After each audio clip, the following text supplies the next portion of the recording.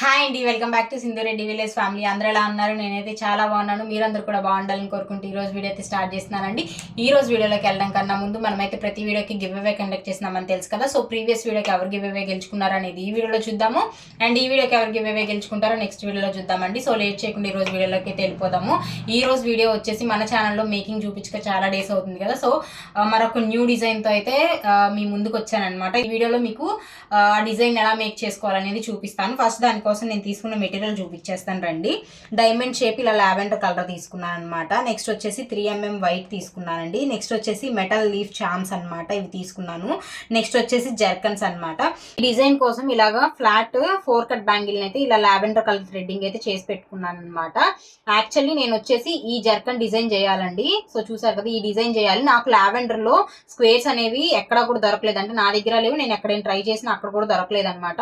So చూసారు కదా, ఈ డిజైన్ కి నా దగ్గర ఉన్న కుందన్స్ తోటి ఎలా అయినా చేయగలనా అని ఆలోచించి నేనైతే ఈ డిజైన్ ని క్రియేట్ చేశాను అనమాట. నేను ఓన్ గా ట్రై చేశానండి. చాలా అంటే చాలా బాగా వచ్చింది అవుట్పుట్. సో ఆ డిజైన్ ఎలా చేశాను అనేది నేను మీకు ఈ వీడియోలో చూపిస్తాను.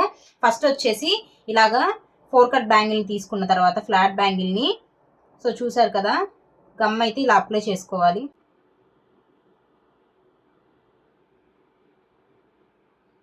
ఇలా గమ్ని అప్లై చేసుకొని ఈ డైమండ్ షేప్ ఏదైతే ఉందో దాన్ని ఇలా స్ట్రైట్గా పెట్టుకోవాలన్నమాట, నేను వీడియోలో చూపిస్తున్నట్టు. నెక్స్ట్ వచ్చేసి మెటల్ చాంప్స్ ఉన్నాయి కదండి, మెటల్ చాంప్స్ని ఇలాగ డైమండ్ షేప్కి, డైమండ్ షేప్ ఉందానికి పైన సైడ్ అండ్ కింద సైడ్ ఈ 2 సైడ్స్ కూడా ఇలా స్టిక్ చేసేసుకోవాలండి.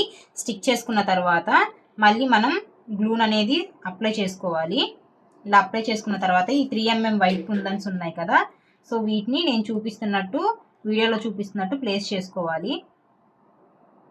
ఇలాగా 2 rows లాగా ఇలా ప్లేస్ చేసుకోవాలన్నమాట కుందన్స్ని. కుందన్స్ అనేది కరెక్ట్గా చూసుకుంటూ పెట్టుకోండి, అప్పుడు ఏంటి అంటే మీకు ఫినిషింగ్ అనేది నీట్గా ఉండిద్ది. నెక్స్ట్ వచ్చేసి మనం ఇలాగా 4 కుందన్స్ పెట్టాం కదా 3mm, వీటి మిడిల్లో గ్యాప్ ఉంది కదా, ఇక్కడ గ్లూ అనేది అప్లై చేసుకొని ఈ గ్లాస్ జర్కన్ని నేనైతే ఇలా ప్లేస్ చేసుకుంటున్నాను అనమాట.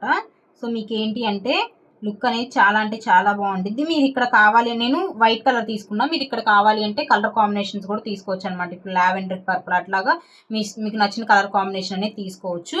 సేమ్ ఇట్లాగే అండి బ్యాంగిల్ అంతా కూడా వేసుకోవాలి. సో చూస్తున్నారు కదా, లుక్ అయితే చాలా అంటే చాలా బాగుంటుంది.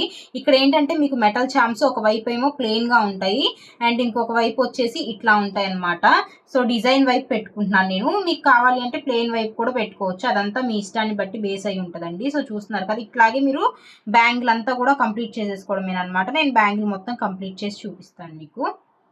సో చూసారు కదండి, నేను బ్యాంగిల్ అంతా కూడా ఫినిష్ చేస్తాను. చాలా అంటే చాలా బాగుందండి లుక్ వైజ్. సో చూస్తున్నారు కదా, ఇదైతే నేను ఒక ఆర్డర్ బేస్ మీద చేశాను అనమాట. ఆల్రెడీ 3 బ్యాంగిల్స్ చేశాను.